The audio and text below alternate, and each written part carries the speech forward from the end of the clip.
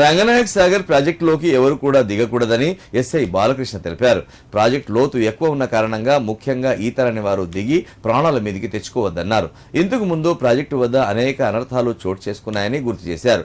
ప్రాజెక్టును సందర్శించడానికి వచ్చిన వారు సెల్ఫీలు దిగితే తగిన జాగ్రత్తలు పాటించాలన్నారు.